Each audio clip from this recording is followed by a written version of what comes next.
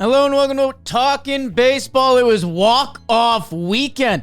Both Wests are killing it. I thought we were an East Coast pod. Tons of walk-offs, tons of good ball. Coach Trev is here. Oh.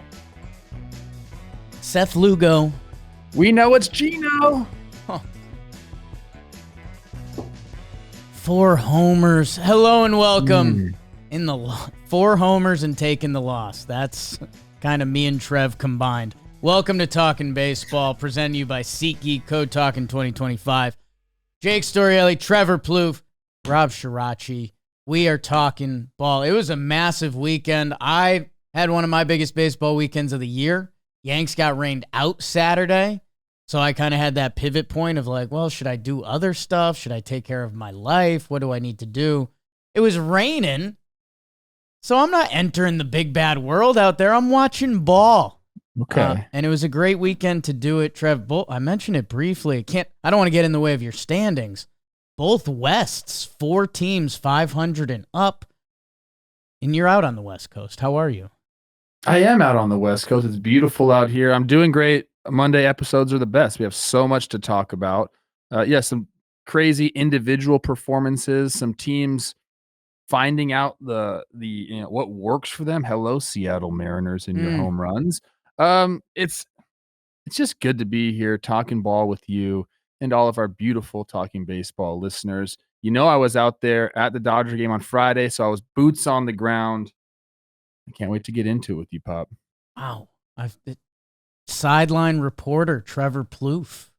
Me and Cut's just talking back and forth during the game. He's like, man, that splitter from Yamamoto's nasty. I'm like, I know. I'm like, I don't know, but I know. I don't know. Dude, there's a bunch of scoreless pitcher streaks this week. Yamamoto, Senga, Hunter Brown. I'm leaving someone else. I'll remember in a little bit. And you can go watch one of these streaks or whatever you want, just like Trev did, as long as you use SeatGeek, code Talkin 2025. The MLB season's rolling. I mean, football's out for a bit. They had a big weekend, but that's out. See them later. NBA and NHL playoffs are rolling on, and there were some great games. So if you're trying to go to one of those, that's fine. That's an excuse for a night. But code Talkin 2025, whether you're going to use it now or later, 10% off at SeatGeek. Go check them out, whether you've used the code with us before or not. It doesn't matter. Save yourself. You're listening to Talkin' Baseball. You're going to go to a game. Check out code Talkin 2025. Let's do it. Let's do a little American Liga, huh? And I think one of the featured teams of this episode, your Detroit Tigers, bust out the broomsticks on the Baltimore Orioles. Whoo! It's getting late early for Baltimore, opposite for Detroit. Javi Baez just contributes. I saw a note in here, they chose to not pitch around Spencer Torkelson. What if I told Tiger fans that before the season, and then, oh yeah, they go scuba diving? The Tigers, it's feeling like 1911 with a lot of these stats. Best home record since then. My Yanks take 2 out of 3 from the Toronto Blue Jays. We've got a closer out, Devin Williams, Captain America. He blows the first game and loses his job. Yanks come back on doubleheader day. Knock Gossman around, kind of. And then they get Bassett late to take 2 out of 3. So do the Boston Red Sox, kid. They take 2 out of 3 from the Guard Dogs. After dropping the first game and kind of dropping it early, it was all Sox the rest of the way. Christian Campbell is that guy. OPS in the 8s. Jaron Duran with a couple big games, and he has the masses behind him. If you're that jerk in Cleveland, we're coming for you. I'm going to knock you out. I don't know if we could say that. Houston, they played Kansas City. And how about the Royals taking 2 out of 3? 2 shut pieces. Old men. Lugo and Waka. These are guys Trev played against. Royals. Get them on, get them over, bring them home. That's Royals offensive baseball. 2-2 nothing shutouts. They couldn't outlast Hunter Brown in that last game as Houston gets a win. The Minnesota Twins sweep the Angels. The Trevor Plouffe Bowl this season. His Angels versus his Twins. Twins, a little bit of positive momentum, including only allowing 1 run in those final 2 games. Joe Ryan, hot. We haven't talked about that enough this year. Too much losing. Joe Ryan's still hot. Seattle Mariners. Do we need to talk about them more? I don't know about their Marlins series, but they take 2 out of 3. And they survive Augustine Ramirez. My goodness. You like catchers with pop? Go check out the young man in Miami. But it was a lot of Mariners baseball. Tito Polanco. Have yourself a weekend. You know there's a big dumper. You know J.P. Crawford, as we always discuss. And those Sacramento A's, just the A's, we say. They take 2 out of 3 from the White Sox. White Sox went opener in every game. I love it. Let's get weird, baby. A's, they do not care. Luis Urias with the walk-off. Remember? Jacob Wilson with a couple big days at the office. He is so fun. And I believe Trev's going to give you the standings, and I think the A's are at 500 right now. That's what happened in the American League. Excellent job, brother. You got me a few times, actually, in that. I'm here. Well, dude, there's so many Tigers 1911 stats on our page. I was like, what's going on? No one's into that anymore. They're dead. Oh, man. There's old jokes are fun sometimes, but they're kind of played out. Like, I can't call C-Rose old anymore. Do you want the standings? I need them every time. Okay. In the American League East, your Yanks still on top of the division. 2 games above the Red Sox. The Yanks are 17-11. The Red Sox 16-14. The Rays are playing a lot better ball as of late. We'll get into that. They're 14-14. Toronto 13-15. 4 games back, your Yanks. And then, as you mentioned, free-fallen birds. They have wings, but they ain't using them right now, Jake. 10-17, bottom of the division. In the Central, the Tigers. Man, what a miss for me early on. In the preseason, talking about the Tigers. They're 18-10, 2.5 games ahead of the Guard Dogs, who just find ways to win games. 15-12 for them. Kansas City Royals 14-15. Minnesota, they had the homestand that they needed to have. They're still sitting at 12-16, but it seems like Rocco Baldelli's job is safe. Oh. And the White Sox 7-21. They're just happy the Rockies exist. And then out west, as you mentioned, Seattle on top of the division, 16-12. The Rangers, 15-13. Houston, 14-13. The A's at 500, 14-14. And then the Angels, after getting swept by my Twins, are at 12-15. And those are the standings in the American League. Thank you, Trevor. Yeah, April 28th, last recap show for us in April. I am laughing at all the teams really hovering around 500 like that. That 15-14 month hits a little differently than 14-15. There's going to be a couple teams coming up against that. Trev, let's start out with the Tigres. And it's also starting out with the Orioles, if we're being honest. And you and I are excited. There's more Tigers coming later this episode from both of us. And it's the pitching run prevention with a little bit of star power and juice that has these Tigers entering that territory we've seen from a lot of Central teams in previous years, or successful Central teams. It's run prevention, along with Torkelson taking off and Kerry Carpenter living up to whatever his baseball card is, with other guys contributing, that the Tigers look really good. They do. And again, I missed preseason with them. I was worried about the starting pitching. I thought there was some question marks there. I knew the bullpen was going to be good. And then the offense to me was like, they have to pitch the ball to win games. But they've had guys step up, as you talked about. I'm going to get to a few of those guys later on in the episode. One guy that I think we have to talk about, who I'm actually not getting into later, is Javi Baez. He's contributing, Jake. Yeah, He's got the 3rd highest WAR amongst position players on the Tigers. He's hitting 300, no power, like basically all singles. But in this series, he gets a few big knocks like that. And the guys I'm going to talk about later are the reason. That's the reason that the Tigers are doing what they're doing, because they don't have to score a ton of runs, Jake.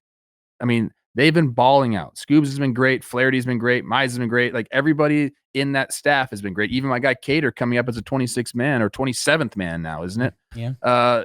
he pitched well. So like they know how to do that, but they're getting contributions offensively from guys who prior to this year, Jake, you probably couldn't buy into too much. Right. And that's been their recipe. We've highlighted Zach McKinstry a few episodes this year. Torkelson has been one of the biggest problems in the American League. Riley Green in Game 2, some of the defensive highlights he was putting together in left field, which I know some of the baseball nerds were wondering, kind of the defensive metrics for him weren't, the math wasn't mathing a little bit. Center fielder moving to a big left field, and is there anything weird there? He made some great plays that kept them alive in that game. Will Vest out of the bullpen, lefties, Ofer, so that's tough. And yeah, that Tigers' best record in the AL right now, 18-10. That's their best record since 2014. Those Tiger teams had a little bit of a different fear factor. And 13-3 at home this year. Detroit's best home start since 1911. 1911, that 12-0 start that people were talking about before the Titanic. I guess anything else Tigers, Trev? Or, the other side of this is really the Orioles. The yellow flag might have turned to a red flag. Like, we're going to end this month very poorly. The pitching continues to be brutal, that the wheels are falling off. Everything's gone wrong for the Orioles. One more note on the Tigers. Since August 11th was kind of where they had their quote-unquote surge.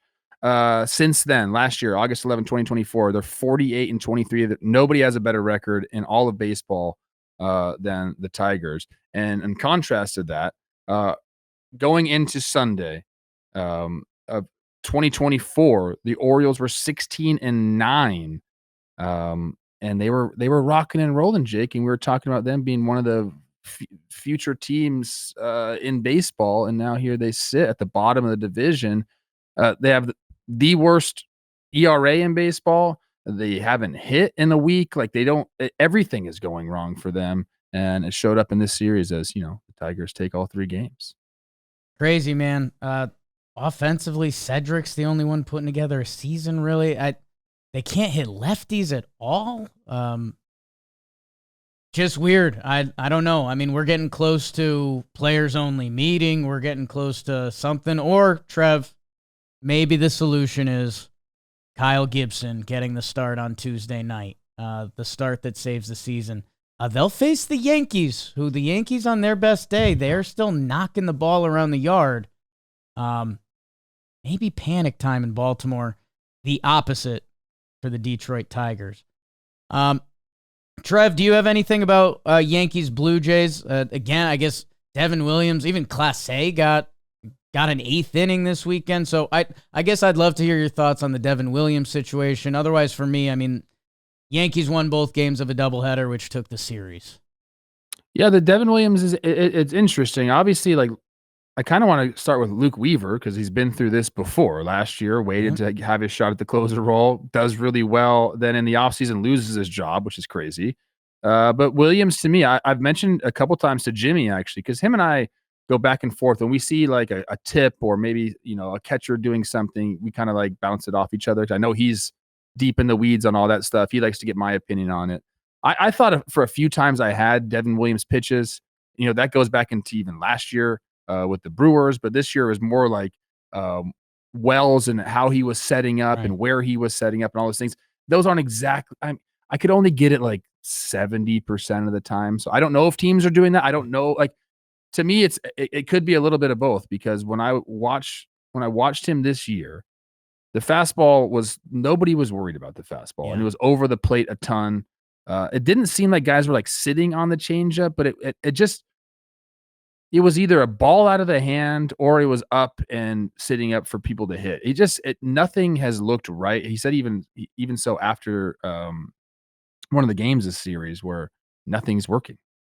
And, whether he needs just some time, whether it's a Yankees thing, he's feeling the pressure, I really don't know. His stuff doesn't look great. There's a few times where I thought I had his pitches and the results aren't there. And that's how you lose the job.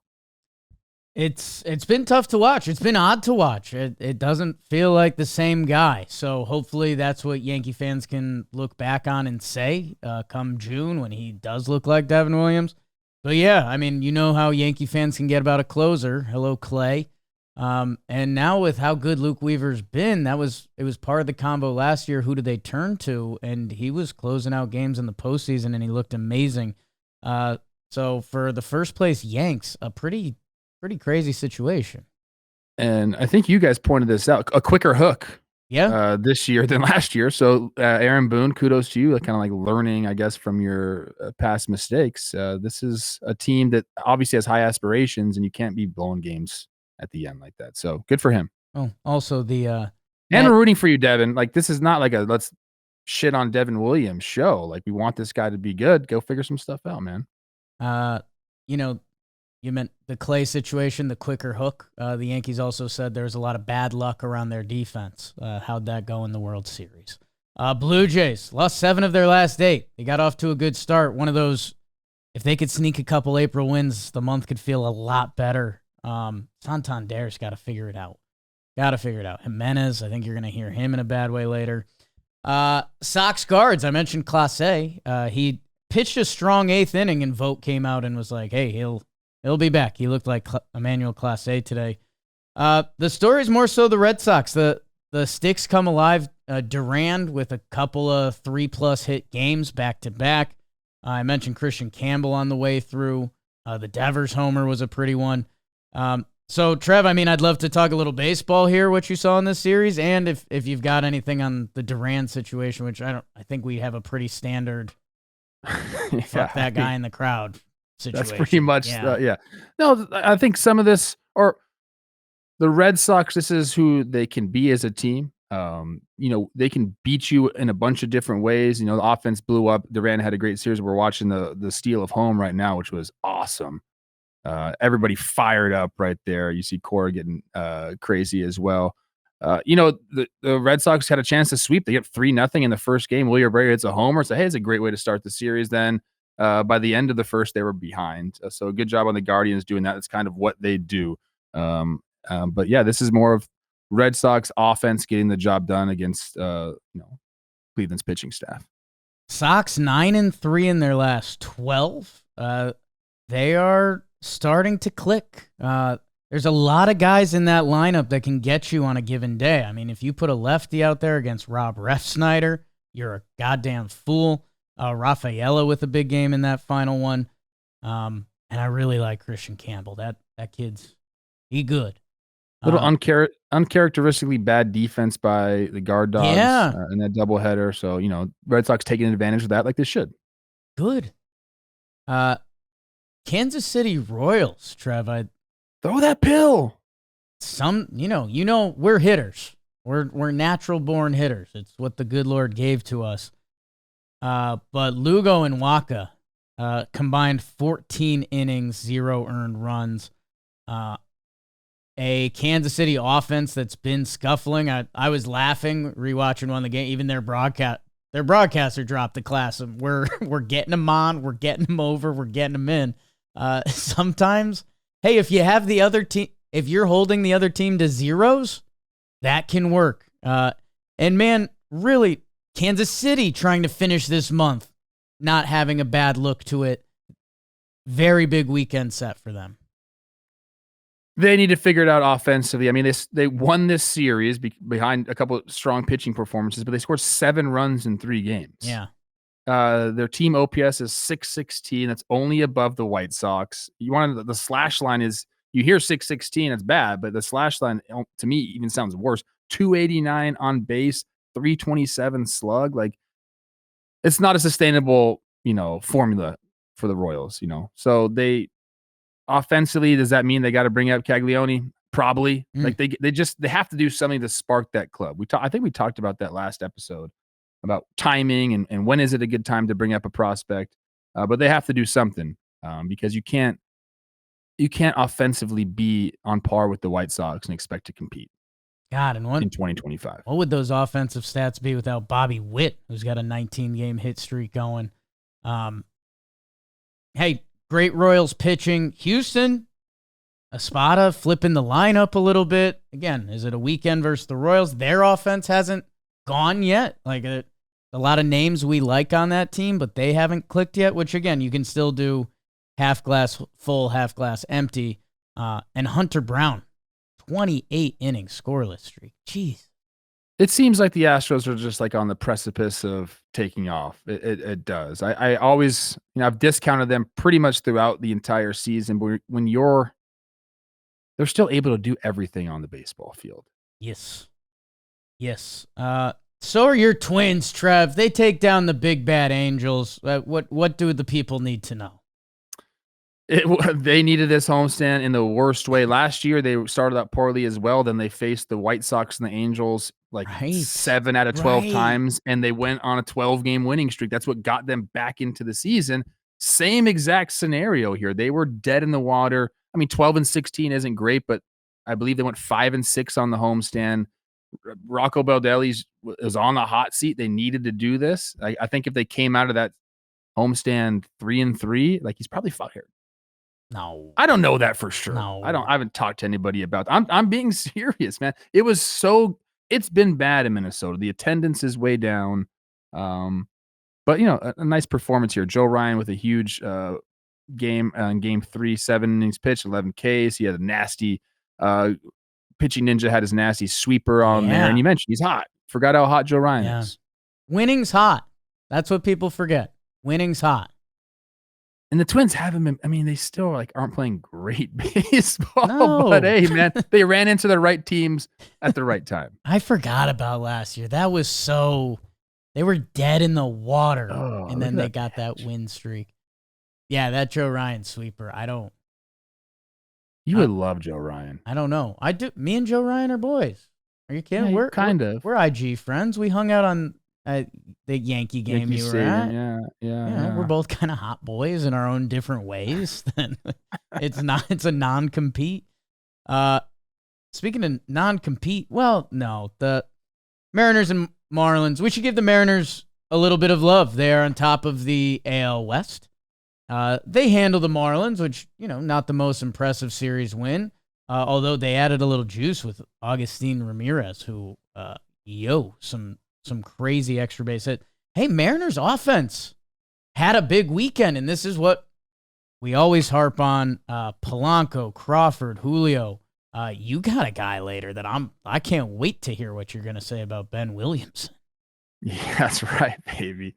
I got some Mariners hitting stats, and what has been the formula for the Mariners to get wins, Jake? It's just hitting the ball a little bit, scoring 4 runs. Yeah, that's it. Since the start of play on April 9th, the Mariners have an 11-4 record. That's the best in the big leagues. They've also hit 16 more home runs than their opponents in that time.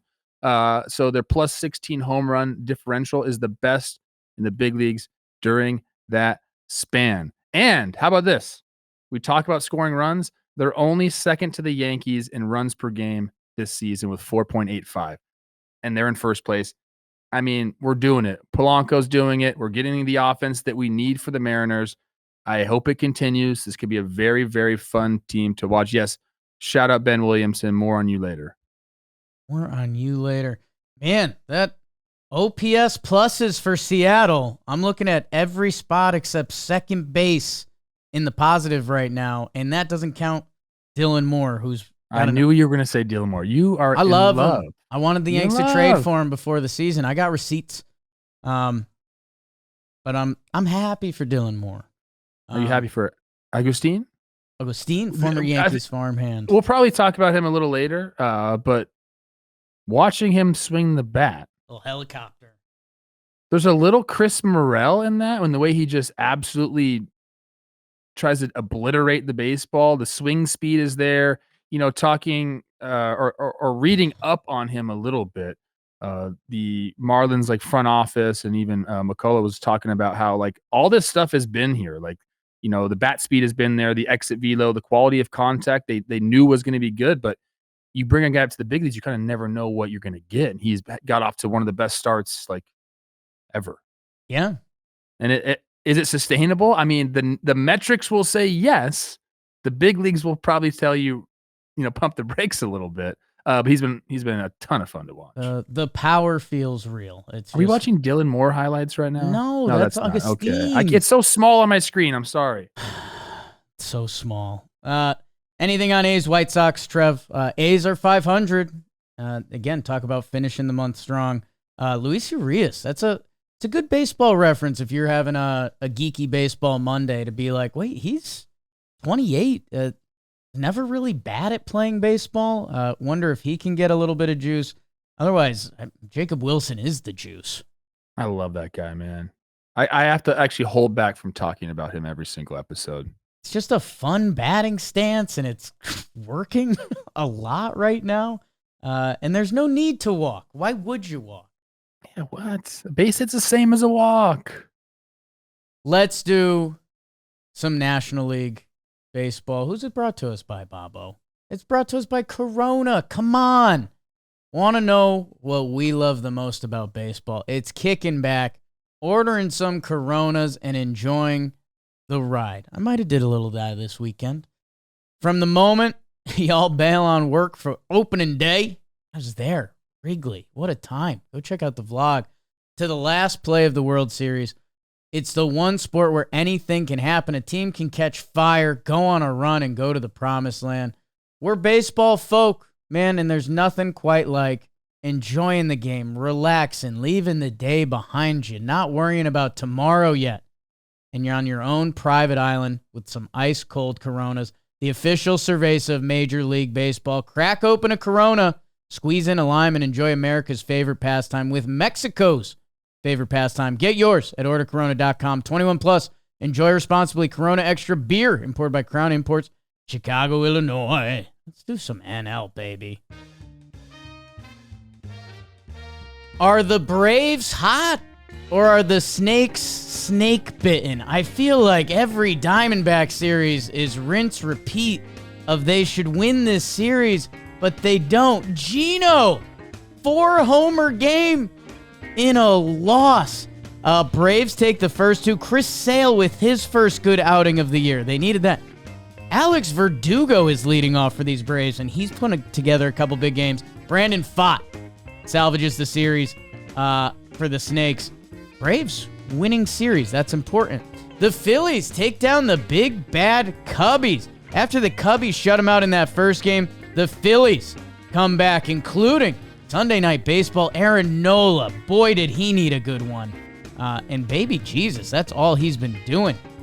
The Nationals and the Mets, they're going to wrap it up Monday. So far, the Nats have taken 2 out of 3, and the last one was in dramatic fashion. 7-1 lead for the Mets. Blow it. Ball lands in front of Soto. I don't know. There was a lot of other stuff going on. What a comeback by the Nationals. Let's see how the series wraps up today. Clay Holmes and the Mets shut him out in that second one. Jake Irvin, really good. Cardinals take 2 out of 3 from the Brewers. Nolan Arenado, my heart beats. One of the better defensive highlights of the year. Walk-off homer in the next game. Brewers, Quintana wins in that final one. Man, fun to watch Nolan this weekend. It was fun to watch the Tampa Bay Rays unless you are a Padres fan. They gave the Padres a little bit of a case of the can't hit 'ems.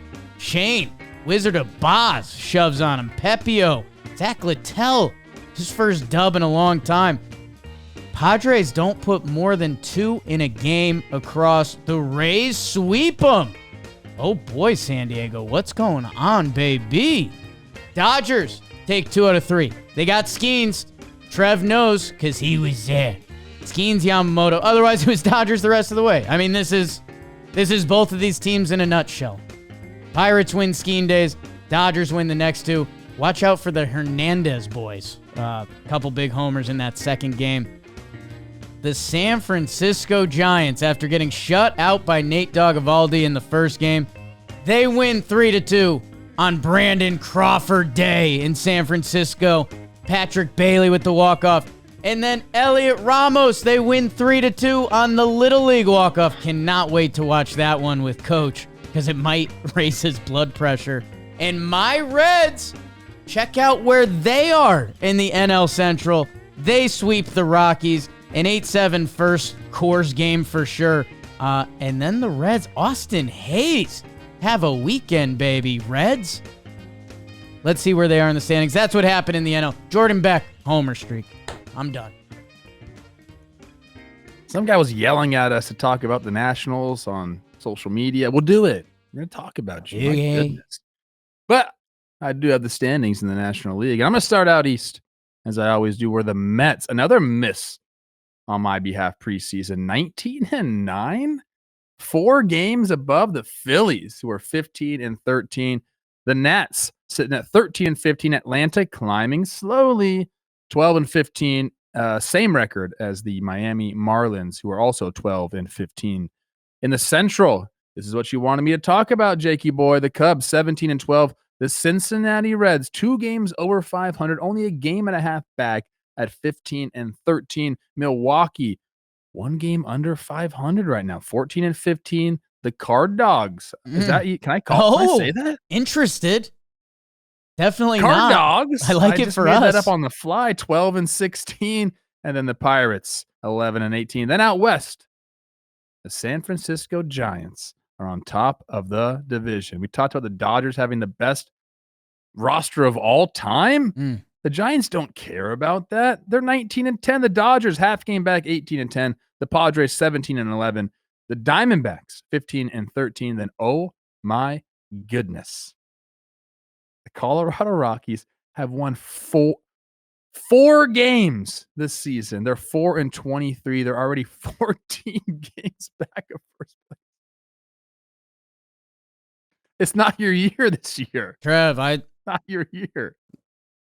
Talking baseball listeners know. Well, hey. We need a salary cap, though. Come on, Monfort. Jeez. You guys know your team better than us. And comment below what we're missing, who we need to be talking about more, all of that.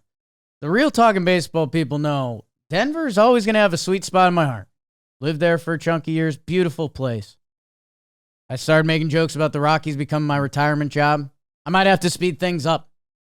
Because we're not doing it right. Clint Hurdle's the hitting players coach. On the team. There's some good players on There's the team. some good.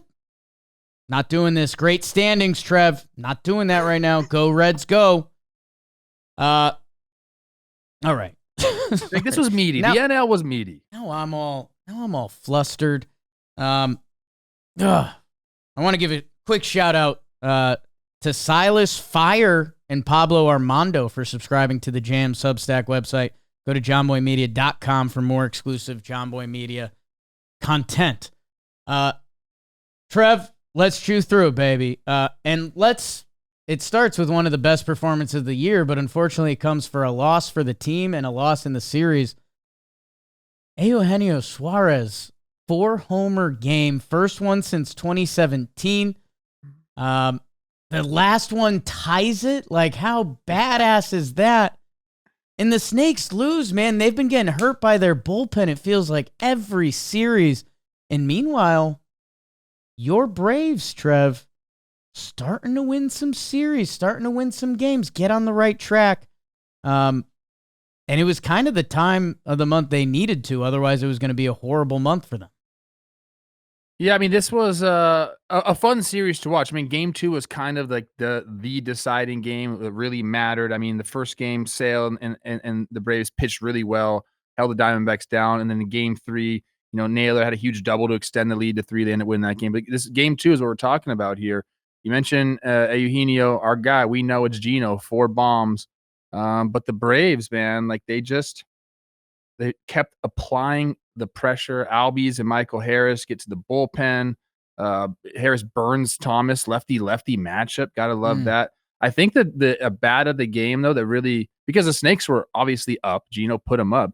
The at-bat of the game for me was our guy, Eli White. Hitting his homer, 2-run shot in the 7th. So he got that from 6-2 to 6-4. Now you're in striking distance. And the Braves able to come away with the extra inning win right there. But yeah, they've been playing well. They've been getting, a huge performance by, Sean Murphy up and down the lineup. They've just been performing better as of late. And, they've been pitching well enough. It was a great series. You mentioned that the Diamondbacks, it does kind of feel like they continue to lose games they can win. They have like 4 extra inning losses over the last week or so. It's been It's been rough if you're a Diamondbacks fan because you've been that close. Yeah, you're in that competitive NL West.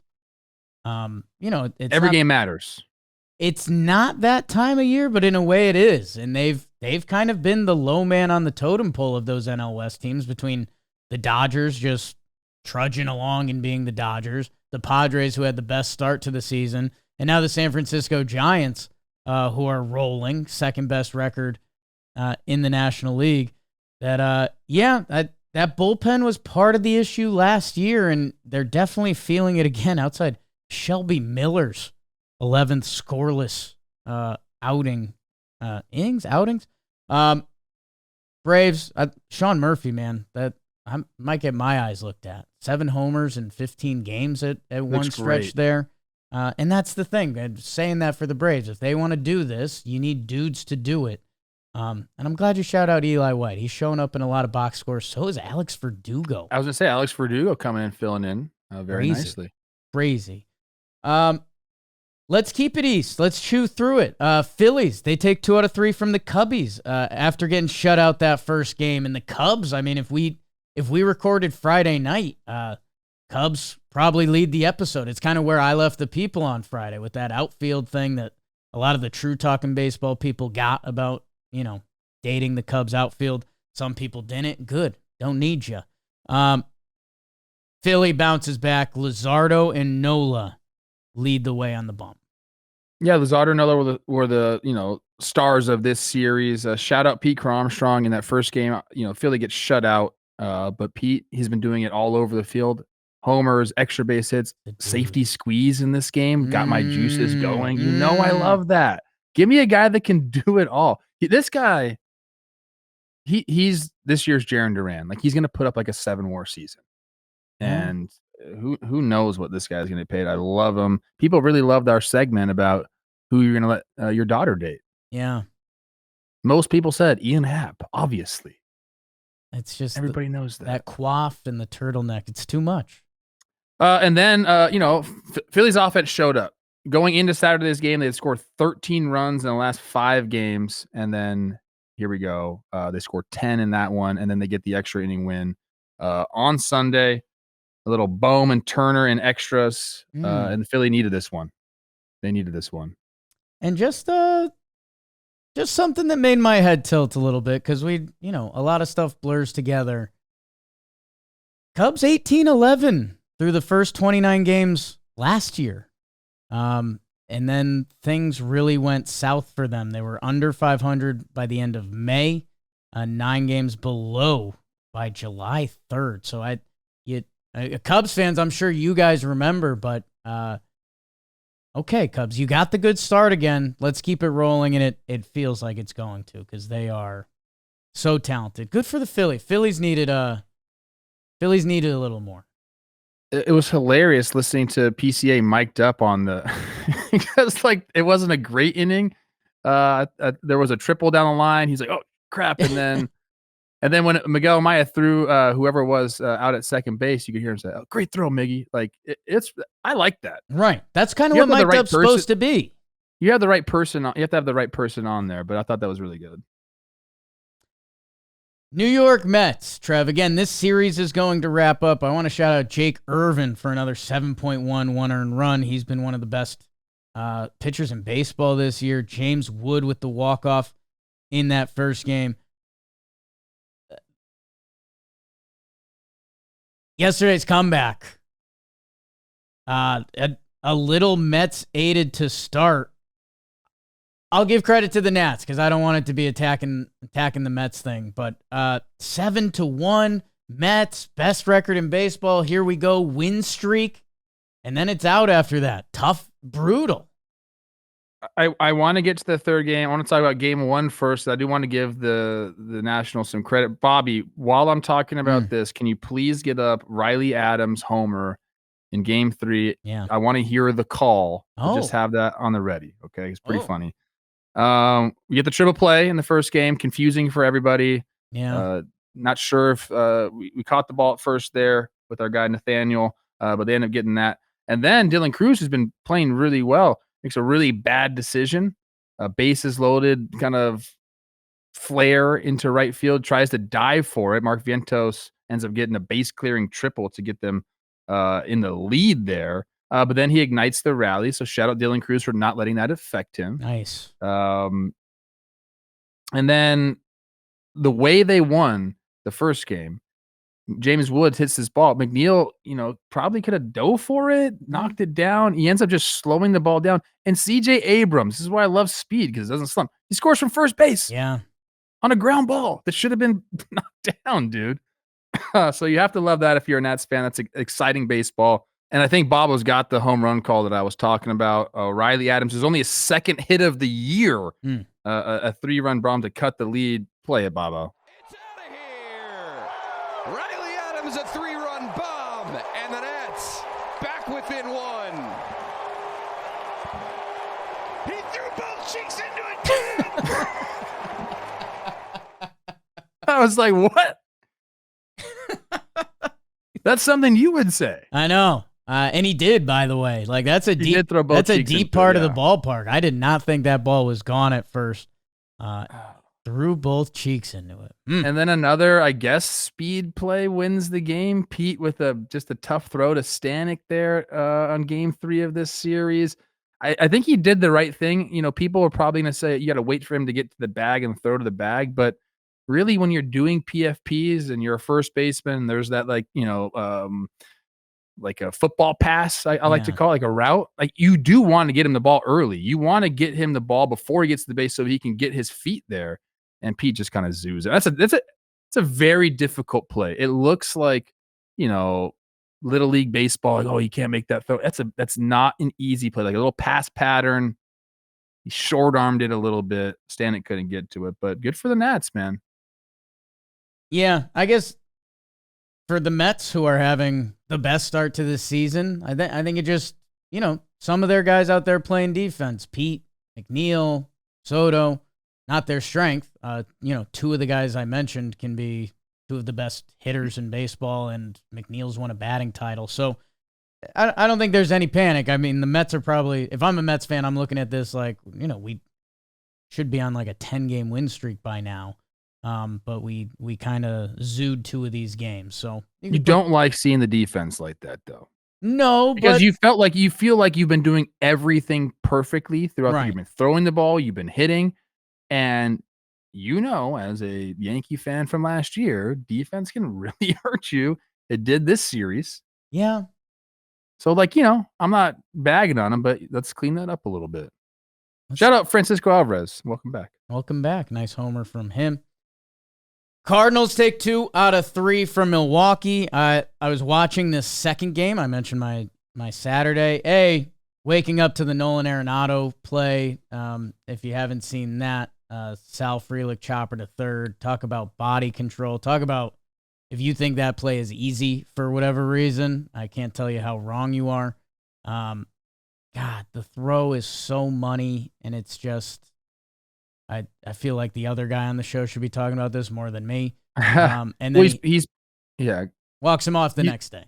He's playing in here, gets the chopper to his left, and when you're making this throw home, which I love the aggressiveness of it, but you basically you're aiming like at the third base dugout because your body's going so far the other way that you have to overcompensate.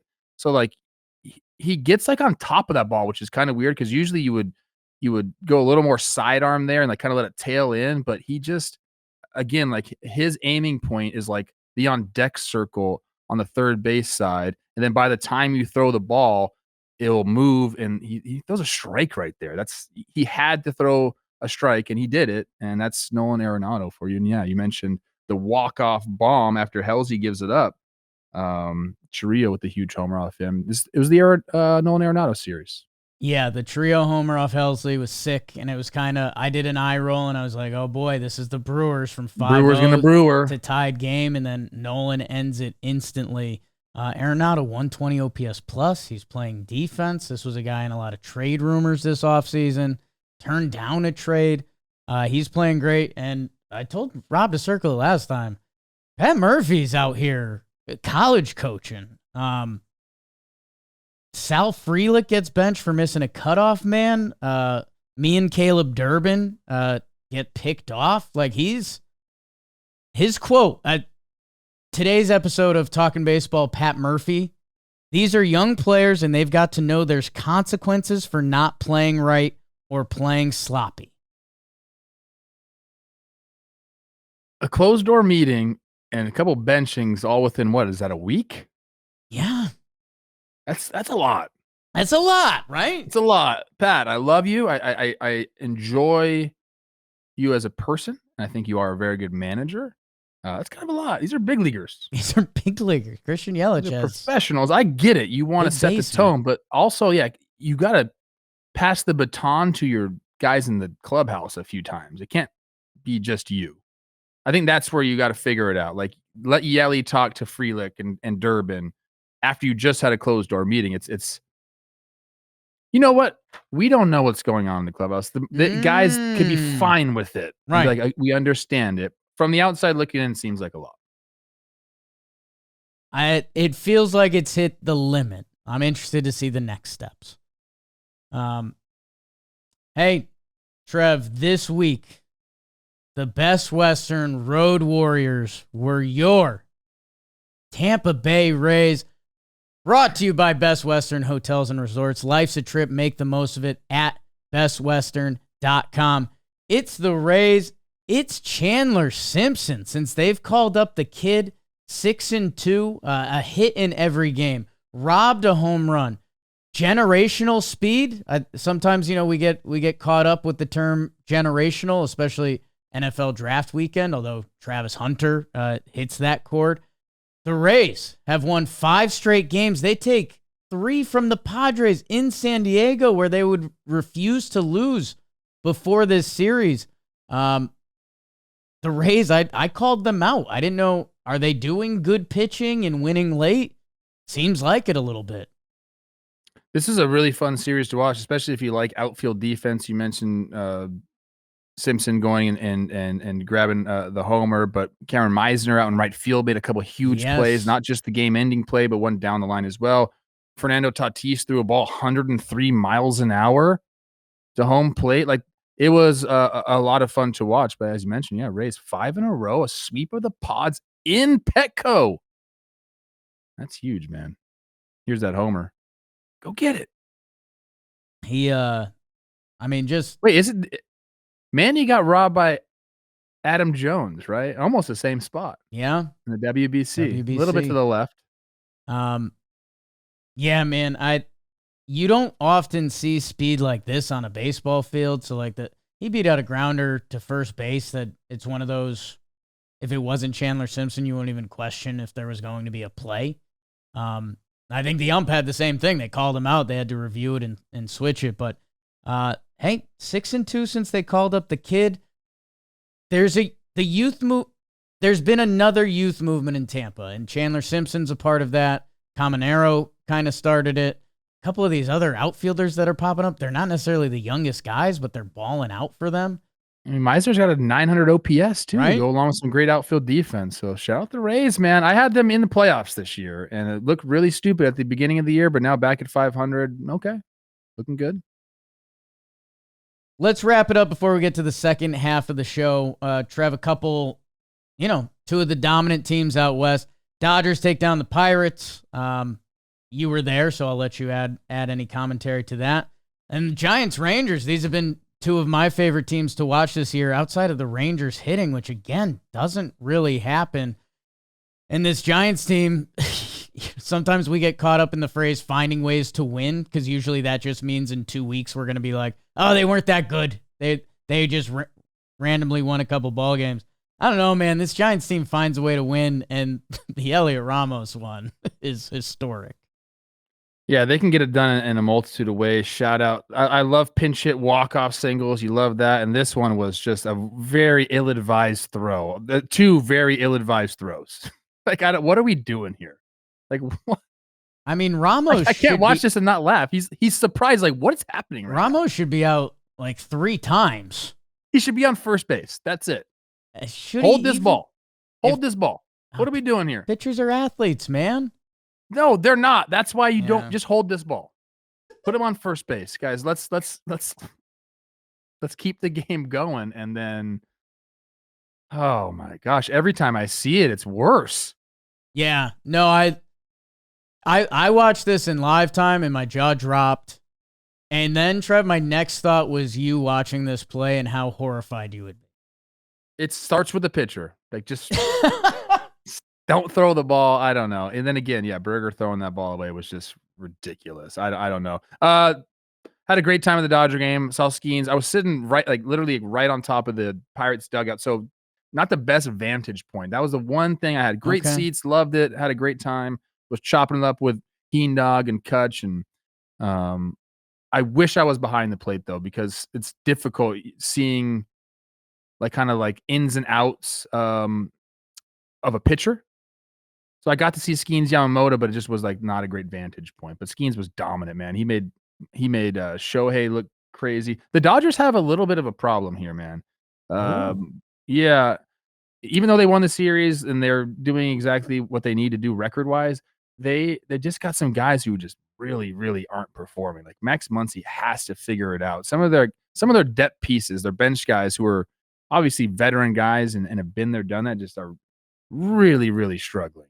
And I don't know if there needs to be a change there or if it's just going to come later on in the season. But the bottom part of that lineup is not great right now. Yeah, and I guess the bench is not great. And I don't know, man. Yeah, the bright spot's been Andy Pages, who after that first week of the season, a lot of fans were pointing at him. He's gone bananas. But yeah, I don't know. I think these are Dodgerish problems that I think at some point I've seen Max Muncy kick in a gear. At certain point, Kike hits the game-ending homer that first night that I don't know. No actual worries over here. I will say, and gosh, I mean this with all due respect, Shohei Ohtani, you're a little quick on the draw right now. Oh, Hip's going a little fast. He's not giving himself as much time as he used to. You think that's because Olivia was at the game? I saw some wandering eyes in that Pirates. Whoa! Say names. Yeah. Say names. I'm trying to think who exactly. I don't even know. There's a couple guys. Okay, I don't know all the guys on the Pirates. Okay, but then they realized who was sitting next to her. Okay, they were respect. They saw Kutch give you love. Hands off. I showed up. I was people didn't know what to expect because I had my Dodger hat on and a McCutcheon T-shirt on. Just really, wow. Yeah. You were set up for broadcast disaster. Wow. Kutch, oh, by the way, we got to send some merch to Kutch because he texted me after the game. He goes, "Bro, I got to give it to you. That shirt was fire." I said, "I'm going to get you one." Done. You on the shirt. We'll send one. That's you, pal. That's you. Hey, Reds.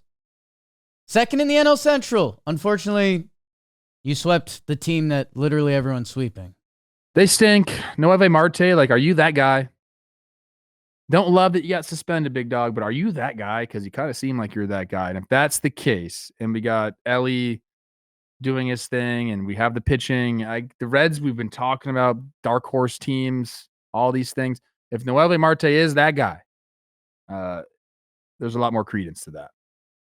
Tell you what, Reds are 5th in starting pitching ERA, 1st in WHIP, and they're 3rd in runs scored offensively. So there can be more here than just they played the Rockies and swept them this weekend. But yeah, Steer kicked into gear this weekend. Rhyme, Austin Hayes had a big weekend. And everyone knows I want to feel things about my Reds, but the Rockies, they're making every team feel good. Trev, let's get into the second half of the show. And it starts with Standout Performances. These guys stood out, and so does our Warehouse Challenges channel. New channel alert, people. We've launched a new channel. Go check it out. Please subscribe to the YouTube Warehouse Challenges. Can't miss challenges, collaborations, all sorts of good stuff. Kind of coming off of our Warehouse games, we've got these one-off contests, competitions. We're going to have some special guests from all parts of the internet and the world. Please check out and subscribe to our Warehouse Challenges channel. New challenge videos will drop every Monday. Really exciting stuff. I gotten to partake in a few. It's it's must-watch stuff. That's kind of the goal of it. So go check that out. Who have you been watching, Trev? My standout performer is our guy, Seattle third baseman Ben Williamson. No On Saturday way. goes 2 for 5, 4 runs driven in. The reason I gave him this, Jake, is because I want the Mariners to be good, and they need offense anywhere they can get it. Ben Williamson has provided that. Yeah. You could talk about other guys in the team. You could talk about my guy Polo, but I'm partial to third baseman. You know that. Here's the slash line, Jake. He's hitting 310, 356 OBP, 429 slug for the 784, 137 OPS plus. Like, he doesn't look like Kyle Seager, but he doesn't not look like Kyle Seager. So I don't know, man. Like, we need guys to step up.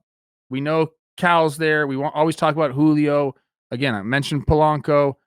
Ben Williamson, if you can come up and be an above league average hitter at third base, I mean, these are the steps that you have to take if you're the Mariners. And guess what? He is at home because he played his first, I think, 7 games on the road.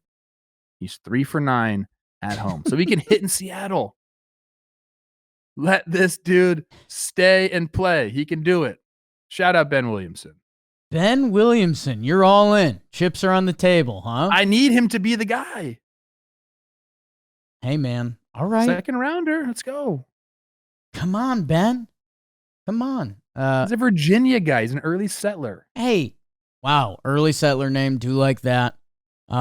Mariners, I know, hey, you deserve more love from us. The team is 5th in OPS, 4th in on base. I like that. 7th and they're in runs, first place.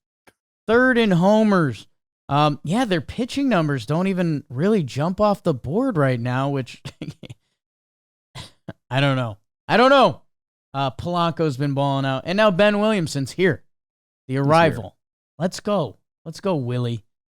Trev, it's a third base episode. Because it got mentioned on the way through, but it needs to be mentioned more because I love this guy.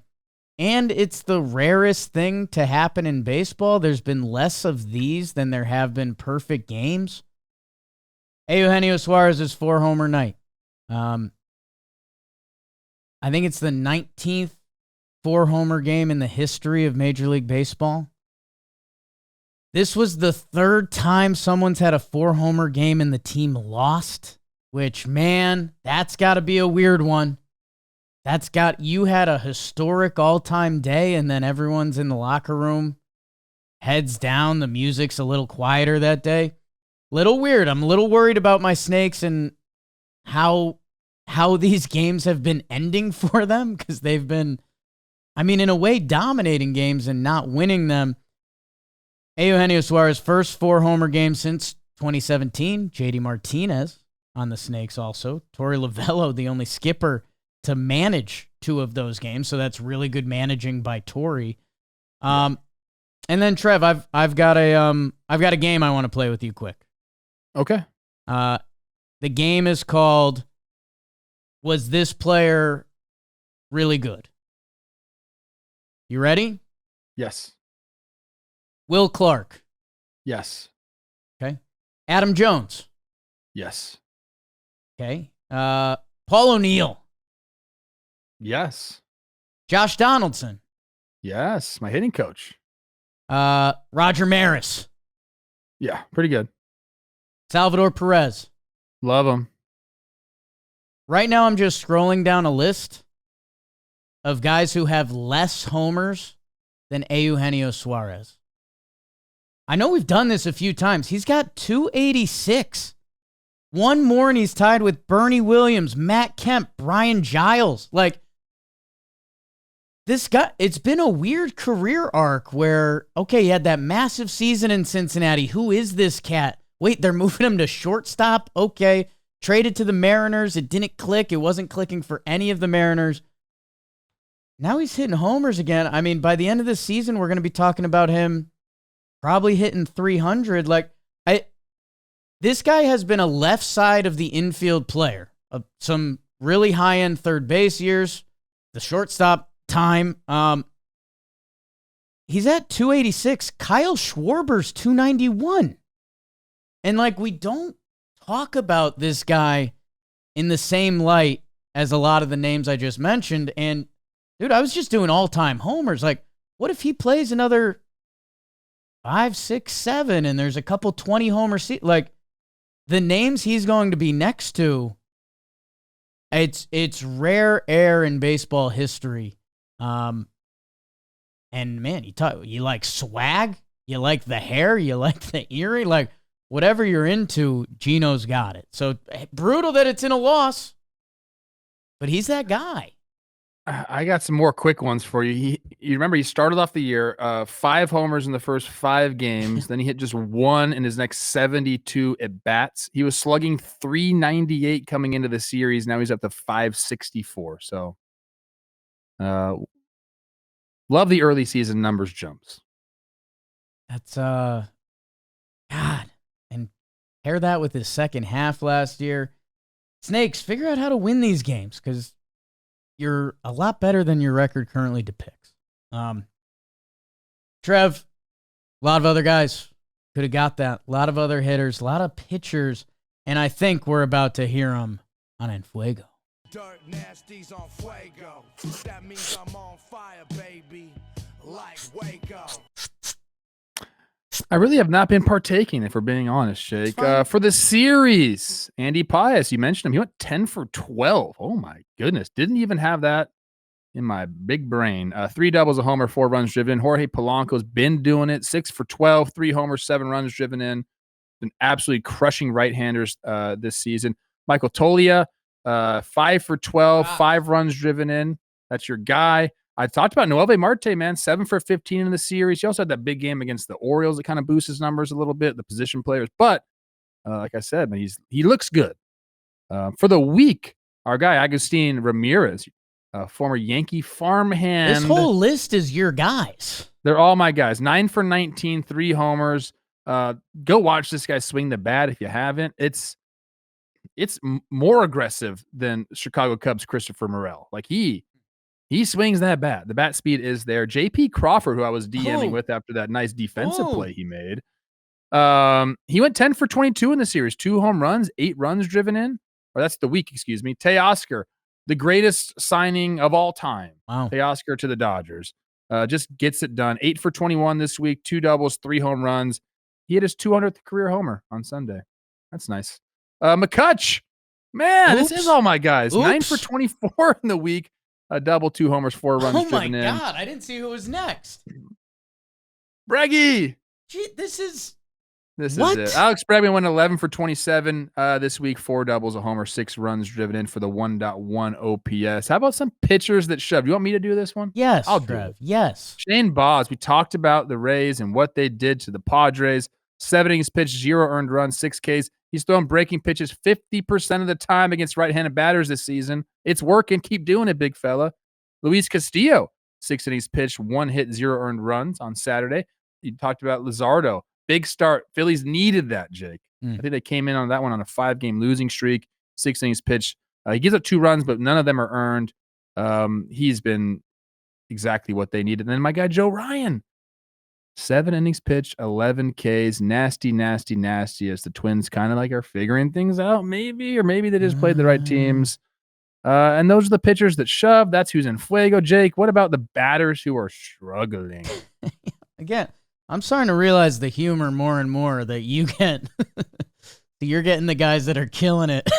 I'm getting the guys on the struggle bus. Andres Jimenez, big trade for Toronto. Started out the gates hitting a lot. 2 for 44. 071 against relievers this year. Does not like the call to the bullpen. It's a 297 OPS. Ryan Mountcastle, man, this is one of the guys the Orioles need to hit lefties. He's done that his whole career, but not right now. A 4 for 34. Not getting to the outside pitch. 038 on outside pitches this season. And keep that shoulder in, Trev. You know. Come on, stay through it. Easy game. Jordan Walker, 5 for 42. Yeah, that's just bad. Joey Ortiz for Milwaukee. Remember how great he was last year? He's in a 5 for 42 right now. Like, you know, Pat Murphy, go yell at him. Hit the inside pitch. I don't think it works that way. I'm going to have Pat Murphy yell at you. I kind of need that. And Brandon Nimmo, a 7 for 47. Not getting to the high pitch. 150 on elevated pitches this season. Is that anything, Trev? I don't know what that is. Lefties don't like the high pitch. Okay. For the most part. Yeah. Okay. Actually, you know what? Shout out Andy Dirks, who does some of the broadcasting for the Tigers. I was watching one of their games, and he was talking about that. You get the ball up against the lefty. They don't like that. He's actually really good. I watched that too. It's him and Benetti, right? Like they got a good thing going on. Benetti's awesome, but Dirks he's got that little southern draw just enough, not too much. I mean, talk about Detroit hot. He's a Detroit 10. He was the first no net guy that I really remembered. Really? He's kind of like he's built like this. A little bit. Okay. At least he used to be. Yeah, he might have had that Plouffe post playing tighten it up effect. All right, now that I did guys who are struggling, let me tell you who got hurt. You think that was bad? Here's this. Hey, Logan Gilbert for Seattle. Says he's okay. First time ever on the IL.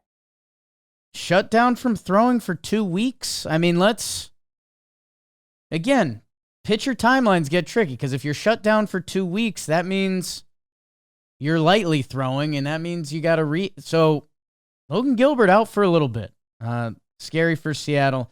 Tyler O'Neill and Garrett Mitchell, a couple guys that have a little bit of an injury history. They both go on the IL. AJ Minter for the Mets. Forrest Whitley out of Houston's bullpen. Your guy Luke Keeschel, who just got the call, hurts his forearm. He's going to be out for a bit. The Twins go out and trade for Cody Clemens to go fill in for a little bit. Let's see, JT Ginn, who's been pitching for the A's. Excuse me.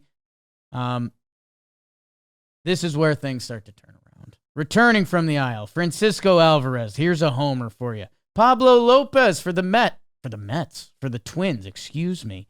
Jeff McNeil also for the Mets. Jack Leiter, the young prince, returned for Texas, twirling the pill. Colin Holderman in that Pittsburgh bullpen. And that's kind of it, which brings us to let's start everyone's week. And it starts with the DraftKings Sportsbook. Go get in on the action. I'll tell you what, I was watching a lot of baseball yesterday. Found myself betting pitches. Slippery slope. Be careful, everyone. Little Poppy got hot for a little bit. If you're a new customer and you bet $5, you'll get $200 in bonus bets instantly when you use code JMBaseball. So download the DraftKings Sportsbook app now. New customers use code JMBaseball. Bet just $5 on any wager and get $200 in bonus bets instantly. That's code JMBaseball only at DraftKings Sportsbook. The crown is yours. Trev, I think you've got something historic for the people. Well, inspired by my new mouse pad, which is if you didn't see my story, it's a beautiful, massive Lord of the Rings mouse pad. I don't even know if you call it a mouse pad because it's padding everything. I'm going a little Tolkien baseball here. We're going to the destruction of Isengard, specifically, Merry and Pippin, okay? For people who aren't familiar, Merry and Pippin are kind of like the sidekick hobbits who get captured and then find themselves with the Ents and Treebeard. And you're kind of like, when you're watching the movies or reading the book, like, what's going on? Why are these guys so prevalent in the story? Like, are they going to do something? They understand where they need to go. They're trying to convince Treebeard, what to do. They have this thing called an Entmoot, okay? And that is when all the tree herders, the Ents, get together and they talk about like what's going on. And the entire time, Merry and Pippin are like, no, like we need to go to Isengard. We need to go get Saruman. They end up going and doing that. The Ents march. They end up breaking the dam, flooding the moat around the tower. Saruman's safe up there, but they destroy his ability to produce war machines, to produce orcs and to Uruk-hai, and then all like the equipment. Like they go and make sure that he can't wage war any longer through Isengard. And you're like, okay, finally they did something. This was great. Mary and Pippin are throwing rocks and hitting people, and it's like a kind of a funny, weird scene. But you're like, all right, they've shown up. Mary and Pippin have shown up. For the Detroit Tigers, we got a couple Mary and Pippins showing up, and it's finally for them. And I'm talking about Zach McKinstry and Spencer Torkelson. We've talked a lot about Spencer Torkelson, some of the adjustments that he's made, and he's crushing the ball. McKinstry, a versatile dude. Go look at his stats this year. Or what I'm going to do is let's go look at the stats for these guys prior to this year. And we talked about the Tigers coming to the East. I did. Question marks along that offense. Are they going to hit the ball enough? Where is the offense going to come from? Coming into this year, Zach McKinstry, who was with the Dodgers and the Cubs, Jake, 387 games played, 1,200 plate appearances. Here's a slash line: 220, 285, 357 for a 643. Like, are you expecting this guy to be an offensive threat? Probably not, dude. He's 30 years old coming into the season. Like, we kind of know what he is. His slash line this year, 321, 426, 476 for a 902 OPS. He's showing up. Spencer Torkelson, it's worse. I know he's young. He played in 361 games before this year, Jake. 1,469 plate appearances. Here's his slash line: 221 batting average, 300 on base, 392 slugging for a 693 OPS. This is what he's supposed to do, is hit. He didn't hit. Now, again, he's only 25. So like, maybe you could expect him to turn things around. But, dude, 1,400 plus at bats in, he wasn't doing anything. Here is his slash line this year: 255, 361, 569. His OPS is 929. Mary and Pippin have showed up. The Tigers are in first place. They can pitch. They can hit. Javi Baez, you're doing it too. I'm just happy for them, man. They showed up. Talking baseball, Tigers, it goes hand in hand, my guy. Happy for the Talkin' Baseball OGs that the 10 of them that enjoy Talkin' Baseball get to experience that today. And I'm glad you gave the Tigers some love. And when I saw Talkin' Baseball on the sheet, I didn't know who the awards were going to.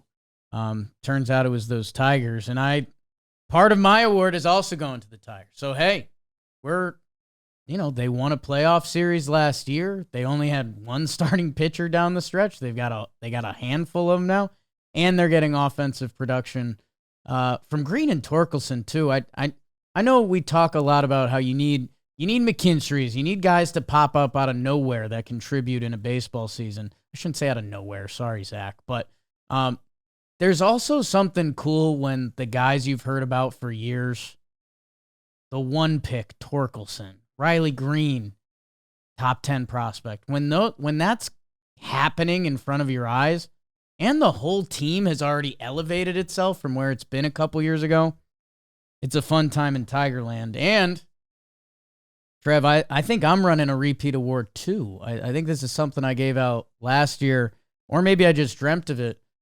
And maybe we're dating ourselves with Lord of the Rings, and I'm giving out the Ska Music Award. Which, real big fish. I know it hits a chord for you. Do you know what they call the dance when you dance to ska music? No. It's called skanking. Love it. I can skank. You can skank with the best of them.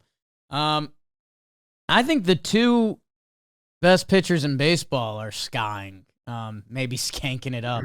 No, they're not. I don't want to say that. Scooble and Skeens.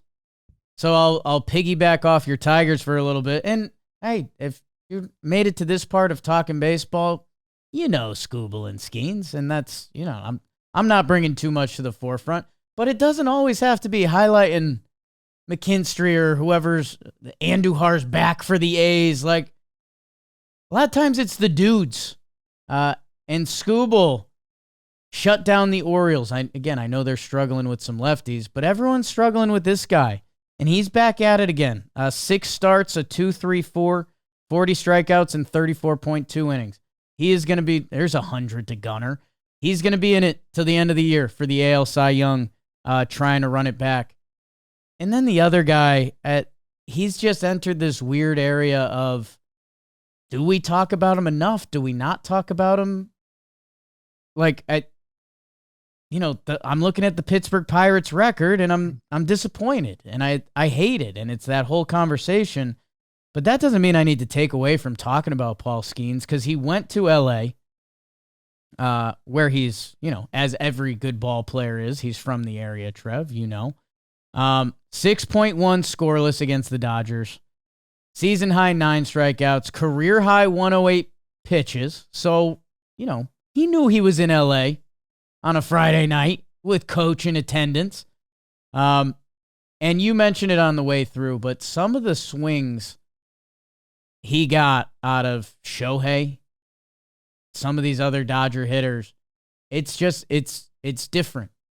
When he's locked in, you're truly guessing, and you don't have too much of a chance that the Ska Boys, I'm excited to see where they land this year, because I think I'd have them as the 2 favorites to win the Cy Young. Okay. I love the Ska Boys. I love it. Right? No, Skeens was absolutely filthy. It was a pleasure to watch him. And we know Scoob's numbers are kind of inflated by his first 2 starts. At the Dodgers, he gave 4 runs in 5 innings pitched. Then Seattle kind of like got to him a little bit. After that, it's 6 shutty, 7 shutty, 5 innings pitched, 2 runs, and then 6 shutty against Baltimore. So he's back on his business. Well, it's just, and Trev, the other point there is you meant his first start, 5 innings, 5.23 his next start, and that's getting to Scooble, which means you've entered. You're just in a different stratosphere of pitchers. And hey, we're not too far removed from Scooble trade rumors. And then the Tigers kind of turned it around and started winning games. That maybe that's best team in baseball since August 11th. Should give them credit. Maybe that's what Pirates fans will have coming one of these days. As of now, thank you, people. Make sure you're subscribed. Comment below. What do we miss? What do you like? What do you need more of? We will be back here on Wednesday. And then Friday. It's May? Oh, boy. I mean, summer's en route? I haven't even. Are we doing all JM on Wednesday? I think it's open. Last day of April. I think it's open for discussion. Okay. Mitch Keller pitched on Saturday night, then went and hung out and spent the night at Cole Tucker's house. How about that? Good friends. Good friends. Good Yeah. friends.